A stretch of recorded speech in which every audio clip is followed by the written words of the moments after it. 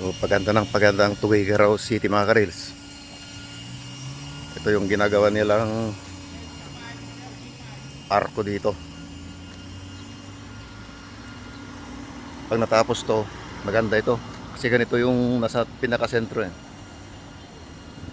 So yan ang titingnan natin sa sunod. Ngayon lang tayo na padaan dito, nag-jogging. Ngayon ako nakapag-jogging. So dito natin makikita. Welcome to Tuguegarao. Project ni Congressman Lara. Ito naman po sa bandang kabila dito, papuntang Maynila. Welcome to Peña Blanca naman ito. Dito po sa Cagayan. So sa mga harapan nito, may mga hotel. Ganda ng tingnan mga karin. Ito yung papuntang sentro ng Tuguegarao. Susunod, tingnan natin yung isang ginagawa doon sa sentro. Kung tapos na niya. Ngayon lang tayo nakapag-jogging uli dito. Ang ganda na pala.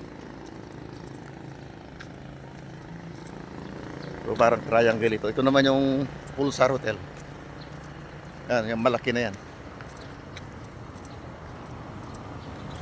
Kung nakikita nyo yung nakasulat doon, Pulsar Hotel. Pabalik na tayo.